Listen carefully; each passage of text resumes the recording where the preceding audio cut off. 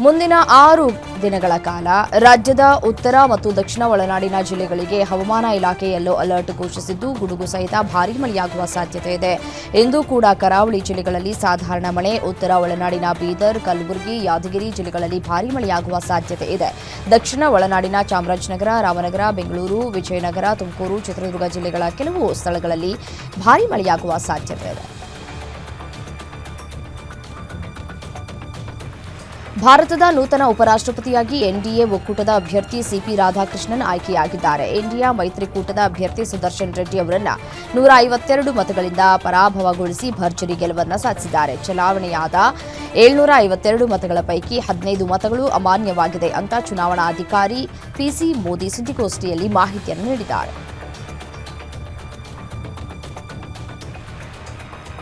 ಭಾರತದ ನೂತನ ಉಪರಾಷ್ಟ್ರಪತಿಯಾಗಿ ಬಿಜೆಪಿ ನೇತೃತ್ವದ ಎನ್ಡಿಎ ಅಭ್ಯರ್ಥಿ ಸಿಪಿ ರಾಧಾಕೃಷ್ಣನ್ ಆಯ್ಕೆಯಾಗಿದ್ದಾರೆ. ನೂತನ ಉಪರಾಷ್ಟ್ರಪತಿ ರಾಧಾಕೃಷ್ಣನ್ ಅವರಿಗೆ ಪ್ರಧಾನಿ ಮೋದಿ, ಸಚಿವರಾದ ಅಮಿತ್ ಶಾ, ರಾಜನಾಥ್ ಸಿಂಗ್, ಸಂಪುಟ ಸಹೋದ್ಯೋಗಿಗಳು, ಎನ್ಡಿಎ ಮಿತ್ರ ಪಕ್ಷಗಳ ಮುಖಂಡರು ಅಭಿನಂದನೆ ಸಲ್ಲಿಸಿದರು. ಈ ವೇಳೆ ಅಡ್ಡ ಮತದಾನವಾಗಿರುವುದು ಸ್ಪಷ್ಟವಾಗಿದ್ದು ಎನ್ಡಿ ಒಕ್ಕೂಟಕ್ಕೆ ಆಘಾತ ಉಂಟುಮಾಡಿದೆ.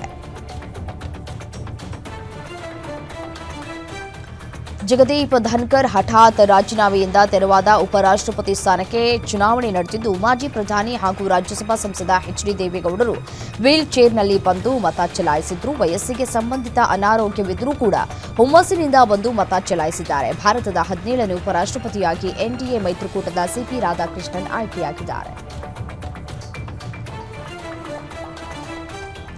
ಜಗದೀಪ್ ಧನ್ಕರ್ ರಾಜೀನಾಮೆ ಬಳಿಕ ತೆರವಾದ ಉಪರಾಷ್ಟ್ರಪತಿ ಸ್ಥಾನಕ್ಕೆ ಚುನಾವಣೆ ನಡೆದಿದೆ. ಈ ವೇಳೆ ಮತ ಚಲಾಯಿಸುವುದಕ್ಕೆ ಕಾಂಗ್ರೆಸ್ ಅಧ್ಯಕ್ಷ ಮಲ್ಲಿಕಾರ್ಜುನ ಖರ್ಗೆ ಹಾಗೂ ಕೇಂದ್ರ ಸಚಿವ ನಿತಿನ್ ಗಡ್ಕರಿ ಕೈ ಹಿಡಿದು ಒಳಗೆ ಬರ್ತಾ ಇರುವಂತಹ ವಿಡಿಯೋ ವೈರಲ್ ಆಗಿದೆ. ಮತ ಚಲಾಯಿಸುವುದಕ್ಕೆ ಬಂದಾಗ ಯಾವ ಕಡೆ ಹೋಗಬೇಕು ಅಂತ ಗೊಂದಲದಲ್ಲಿ ಇದ್ದಂತಹ ಖರ್ಗೆಗೆ ಕೇಂದ್ರ ಸಚಿವ ನಿತಿನ್ ಗಡ್ಕರಿ ಗೈಡ್ ಅನ್ನ ಮಾಡಿದ್ದಾರೆ. ಪ್ರಧಾನಿ ನರೇಂದ್ರ ಮೋದಿ ಅವರು ಪ್ರವಾಹ ಮತ್ತು ಭೂಕುಸಿತದಿಂದ ತೀವ್ರ ಹಾನಿಗೆ ಒಳಗಾದಂತಹ ಹಿಮಾಚಲ ಪ್ರದೇಶದ ಮಂಡಿ ಮತ್ತು ಕುಲ್ಲು ಜಿಲ್ಲೆಗಳಿಗೆ ವೈಮಾನಿಕ ಸಮೀಕ್ಷೆಯನ್ನು ನಡೆಸಿದ್ದು, ಕಾಂಗ್ರಾದಲ್ಲಿ ರಾಜ್ಯ ಅಧಿಕಾರಿಗಳೊಂದಿಗೆ ಹಾನಿ ಮತ್ತು ನಡೀತಾ ಇರುವಂತಹ ಪರಿಹಾರ ಕ್ರಮಗಳನ್ನು ನಿರ್ಣಯಿಸುವುದಕ್ಕೆ ಪರಿಶೀಲನಾ ಸಭೆ ನಡೆಸಿದ್ರು. ಬಳಿಕ ಪ್ರವಾಹ ಪೀಡಿತ ಸಂತ್ರಸ್ತರನ್ನ ಭೇಟಿಯಾಗಿ ಸಾಂತ್ವನ ಹೇಳಿದರು. ಎನ್ಡಿಆರ್ಎಫ್, ಎಸ್ಡಿಆರ್ಎಫ್ ಹಾಗೂ ಆಪ್ಡಾ ಮಿತ್ರ ಸ್ವಯಂ ಸೇವಕರ ಸಿಬ್ಬಂದಿಯೊಂದಿಗೆ ಸಂವಹನವನ್ನು ನಡೆಸಿದರು. ವಿಪರೀತ ಮಳೆ, ಮೇಘಸ್ಫೋಟ ಮತ್ತು ಭೂಕುಸಿತಗಳಿಂದ ಹಾನಿಗೆ ಒಳಗಾದಂತಹ ಹಿಮಾಚಲ ಪ್ರದೇಶಕ್ಕೆ ಪ್ರಧಾನಿ ನರೇಂದ್ರ ಮೋದಿ ಭೇಟಿ ನೀಡಿದ್ದು 1,500 ಕೋಟಿ ರೂಪಾಯಿಗಳ ಪರಿಹಾರ ಪ್ಯಾಕೇಜ್ ಘೋಷಿಸಿದ್ದಾರೆ. ಹಿಮಾಚಲ ಪ್ರದೇಶದಲ್ಲಿ ವಾರಗಟ್ಟಲೆ ಸುರಿತಾ ಇರುವ ಭಾರೀ ಮಳೆಯಿಂದ ಉಂಟಾದ ಹಾನಿ ಮತ್ತು ಪುನರ್ವಸತಿ ಪ್ರಯತ್ನಗಳನ್ನು ಪರಿಶೀಲಿಸುವುದಕ್ಕೆ ಪ್ರಧಾನಿ ಮೋದಿ ಹಿಮಾಚಲ ಪ್ರದೇಶದ ಧರ್ಮಶಾಲಾಗೆ ಭೇಟಿಯನ್ನು ನೀಡಿದರು. ಪ್ರಧಾನಿ ನರೇಂದ್ರ ಮೋದಿ ಪಂಜಾಬ್ನ ಪ್ರವಾಹ ಪೀಡಿತ ಪ್ರದೇಶಗಳ ಸಂತ್ರಸ್ತರನ್ನ ಭೇಟಿ ಮಾಡಿದರು. ಗುರುದಾಸ್ಪುರದಲ್ಲಿ ಭಾರೀ ಮಳೆ, ಪ್ರವಾಹ ಮತ್ತು ಭೂಕುಸಿತಗಳಿಂದ ಉಂಟಾದ ಹಾನಿಯನ್ನ ನಿರ್ಣಯಿಸುವುದಕ್ಕೆ ಪರಿಶೀಲನಾ ಸಭೆಯನ್ನು ನಡೆಸಿದರು. ಇದಾದ ಬಳಿಕ ಪ್ರಧಾನಿ ಮೋದಿ ಪಂಜಾಬ್ಗೆ 1,600 ಕೋಟಿ ರೂಪಾಯಿ ಆರ್ಥಿಕ ಸಹಾಯದ ಪ್ಯಾಕೇಜ್ ಅನ್ನು ಘೋಷಿಸಿದರು. ಇದರ ಜೊತೆಗೆ ರಾಜ್ಯದಲ್ಲಿ ಈಗಾಗಲೇ ಲಭ್ಯವಿರುವ 12,000 ಕೋಟಿಗಳನ್ನು ಒದಗಿಸಲಾಗಿದೆ.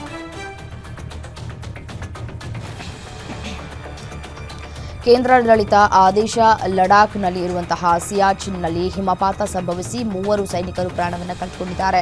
ಮೃತ ಸೈನಿಕರು ಮಹಾರ್ ರೆಜಿಮೆಂಟ್ನವರಾಗಿದ್ದು ಗುಜರಾತ್, ಉತ್ತರ ಪ್ರದೇಶ, ಜಾರ್ಖಂಡ್ ಮೂಲದವರು. ಮೃತರಲ್ಲಿ 2 ಅಗ್ನಿವೀರರು ಸೇರಿದ್ದಾರೆ. ಸುಮಾರು 5 ಗಂಟೆಗಳ ಕಾಲ ಹಿಮರಾಶಿಯಲ್ಲಿ ಸಿಕ್ಕಾಕೊಂಡ ಸೈನಿಕರು ಅದರಿಂದ ಹೊರಬರುವುದಕ್ಕೆ ಸಾಧ್ಯವಾಗದೆ ಮೃತಪಟ್ಟಿದ್ದಾರೆ ಅಂತ ಹೇಳಲಾಗ್ತಾ ಇದೆ.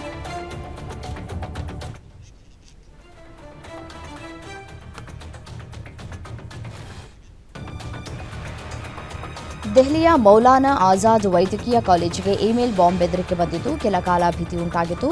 ಪ್ರಾಮಾಣಿತ ಕಾರ್ಯಾಚರಣಾ ಕಾರ್ಯವಿಧಾನವನ್ನು ತಕ್ಷಣವೇ ಸಕ್ರಿಯಗೊಳಿಸಲಾಯಿತು. ದೆಹಲಿ ಪೊಲೀಸರು, ಅಗ್ನಿಶಾಮಕ ದಳ ಮತ್ತು ಬಾಂಬ್ ನಿಷ್ಕ್ರಿಯ ದಳದ ತಂಡಗಳು ಕಾಲೇಜು ಆವರಣದಲ್ಲಿ ಪರಿಶೀಲನೆಯನ್ನು ನಡೆಸಿದರು. ಆ ಬಳಿಕ ಬೆದರಿಕೆ ಸುಳ್ಳು ಅನ್ನೋದು ತಿಳಿದುಬಂದಿದೆ. ಕ್ಯಾಂಪಸ್ ಸುತ್ತಮುತ್ತ ಬಿಗಿ ಭದ್ರತೆಯನ್ನು ಒದಗಿಸಲಾಗಿದೆ.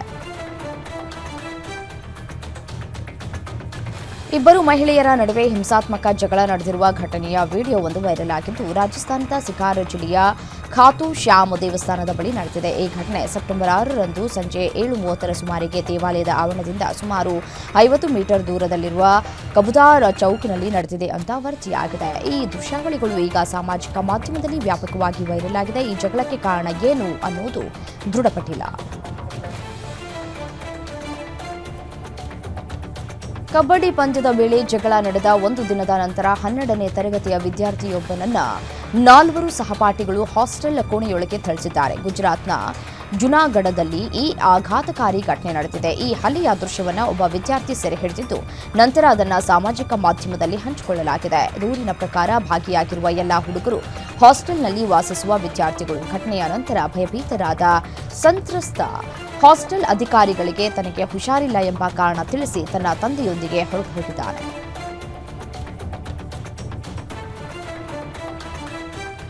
ಮಹಿಳೆಯೊಬ್ಬರು ಗಂಡನ ಜೊತೆ ಜಗಳವಾಡಿ ಕೋಪದಲ್ಲಿ ಆತ್ಮಹತ್ಯೆಯನ್ನ ಮಾಡಿಕೊಳ್ಬೇಕು ಅಂತ ಗಂಗಾ ನದಿಗೆ ಹಾರಿದ್ದಾರೆ. ಅಲ್ಲಿ ಮೊಸಳೆ ಕಂಡು ಮರ ಏರಿ ಕುಳಿತಿರುವಂತಹ ಘಟನೆ ಉತ್ತರ ಪ್ರದೇಶದ ಕಾನ್ಪುರದಲ್ಲಿ ನಡೆದಿದೆ. ಈ ಬಾರಿ ಮೊಸಳೆ ಭಕ್ಷನಾಗದೆ ಒಂದು ಜೀವ ಉಳಿಸಿದ ರಕ್ಷಕನಾಗಿದ್ದಾನೆ. ಸುರೇಶ್ ಅವರ ಪತ್ನಿ ಮಾಲತಿ ಎಂಬುವವರು ಪತಿಯೊಂದಿಗೆ ಜಗಳವಾಡಿ ಕೋಪದಿಂದ ಗಂಗಾ ನದಿಗೆ ಹಾರಿದ್ರು.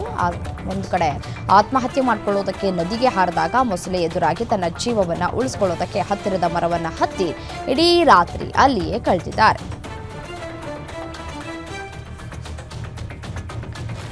ರಾಷ್ಟ್ರಪತಿಗಳ ಮನೆ ಮೇಲೆ ಬೆಂಕಿ ದಾಳಿ ಮಾಡಲಾಗಿದೆ.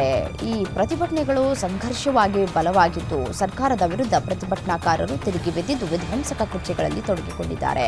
ಮಾಜಿ ಪ್ರಧಾನಿ ಶೇರ್ ಬಹದ್ದೂರ್ ದೇವುಬಾ ಮತ್ತು ಅವರ ಪತ್ನಿ ವಿದೇಶಾಂಗ ಸಚಿವೆ ಅರ್ಜು ರಾಣಾ ದೇವುಬಾ ಅವರ ಮೇಲೆ ರಕ್ತ ಬರುವ ರೀತಿಯಲ್ಲಿ ಪ್ರತಿಭಟನಾಕಾರರು ಹಲ್ಲೆ ಮಾಡಿದ್ದಾರೆ. ಇಲ್ಲಿಯವರೆಗೆ ಉಪ ಪ್ರಧಾನಿ ಸೇರಿ 9 ಸಚಿವರು ರಾಜೀನಾಮೆ ನೀಡಿ ತಮ್ಮ ತಮ್ಮ ಮನೆಯನ್ನ ಖಾಲಿ ಮಾಡಿದ್ದಾರೆ.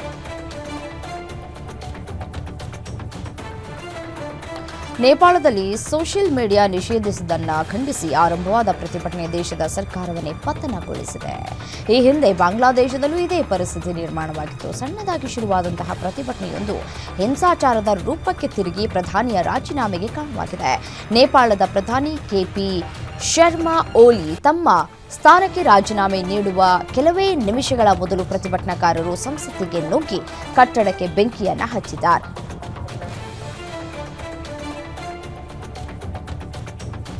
ಒಂದು ಯುವ ಪಡೆ ತಿರುಗಿ ಬಿದ್ದರೆ ಸರ್ಕಾರವೇ ನಿರ್ನಾಮವಾಗುತ್ತೆ ಅನ್ನೋದಕ್ಕೆ ನೆರೆಯ ನೇಪಾಳ ದೇಶವೇ ನೈಜ ಉದಾಹರಣೆ. ಶ್ರೀಲಂಕಾ, ಬಾಂಗ್ಲಾದೇಶದಲ್ಲಿ ಎದುರಾಗಿದ್ದ ಪರಿಸ್ಥಿತಿಯೇ ಇದೀಗ ನೇಪಾಳದಲ್ಲಿ ಅಕ್ಷರಶಃ ಸೃಷ್ಟಿಯಾಗಿದೆ. ನೇಪಾಳದಲ್ಲಿ ಸರ್ಕಾರದ ವಿರುದ್ಧ ಅಲ್ಲಿನ ಜನರು ಭುಗಿಲೆದ್ದಿದ್ದು, ಈಗಾಗಲೇ ಪ್ರಧಾನಮಂತ್ರಿ ಕೆಪಿ ಶರ್ಮಾ ಓಲಿ ತಮ್ಮ ಸ್ಥಾನಕ್ಕೆ ರಾಜೀನಾಮೆ ನೀಡಿ ಬೇರೆ ದೇಶಕ್ಕೆ ಪರಾರಿಯಾಗಿದ್ದಾರೆ. ನೇಪಾಳದಲ್ಲಿ ನಡೀತಾ ಇರುವಂತಹ ಪ್ರತಿಭಟನೆ ತಾರಕಕ್ಕೇರಿದ್ದು, ಇತ್ತ ಪ್ರತಿಭಟನಾಕಾರರು ನೇಪಾಳದ ಮಂತ್ರಿಯನ್ನೇ ರಸ್ತೆಯಲ್ಲಿ ಅಟ್ಟಾಡಿಸಿಕೊಂಡು ಹೊಡೆದಿರುವಂತಹ ಭೀಕರ ವಿಡಿಯೋವೊಂದು ವೈರಲ್ ಆಗ್ತಾ ಇದೆ. ನೇಪಾಳದ ಪ್ರಧಾನಿ ಕೆಪಿ ಶರ್ಮಾ ಓಲಿ ನೇತೃತ್ವದ ಸರ್ಕಾರದ ವಿತ್ತ ಸಚಿವ ವಿಷ್ಣು ಪೌಡಿಲ್ರನ್ನ ಪ್ರತಿಭಟನಾಕಾರರು ಬೀದಿಯಲ್ಲಿ ಅಟ್ಟಾಡಿಸಿ ಹೊಡೆದಿದ್ದಾರೆ. ಈ ಕುರಿತ ವಿಡಿಯೋವನ್ನು ಸ್ಥಳೀಯರು ಚಿತ್ರೀಕರಿಸಿ ಸಾಮಾಜಿಕ ಜಾಲತಾಣದಲ್ಲಿ ಅಪ್ಲೋಡ್ ಮಾಡಿದ್ದಾರೆ.